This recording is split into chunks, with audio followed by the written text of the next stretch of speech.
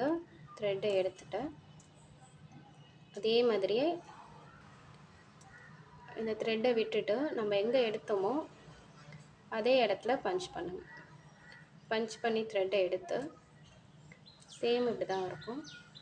நீங்கள் ரெண்டாவதாக எடுக்கிற த்ரெட்டை ஹேண்டில் பிடிச்சிக்கோங்க. அப்படி இல்லைன்னா எதுவும் பக்கத்தில் நீடில் இருந்துச்சுன்னா நீடில் பிடிச்சிக்கோங்க.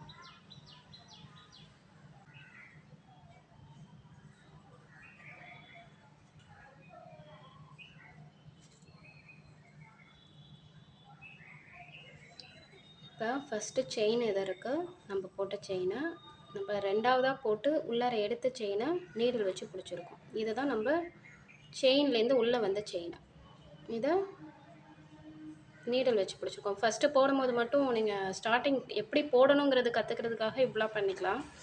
நீங்கள் போட்டுகிட்டே இருந்தீங்க அப்படின்னா உங்களுக்கு ரொம்ப ஈஸியாகிடும். இப்போ இந்த மேலே இருக்கிற செயினை விட்டுட்டு இந்த செயினை எப்படி நம்ம எடுப்போமோ த்ரெட்டில் அதே மாதிரி கையில் பிடிச்சிக்கோங்க. நீடலில் பிடிச்சிட்டு கீழே இருக்கிற த்ரெட்டை இழுக்கணும்.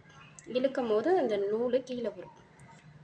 இந்த த்ரெட்லேருந்து நூல் கீழே வரும்போது இங்கே ஒரு முடிச்சு விழுந்துகிட்டே வரும்.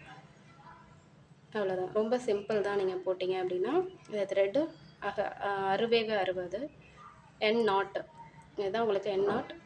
கரெக்டாக நீங்கள் போட்டுக்கலாம். என் நாட் ட்ரை பண்ணி பாருங்கள். உங்களுக்கு எதுவும் டவுட்ஸ் இருந்துச்சுன்னா எனக்கு மெசேஜ் பண்ணுங்கள்.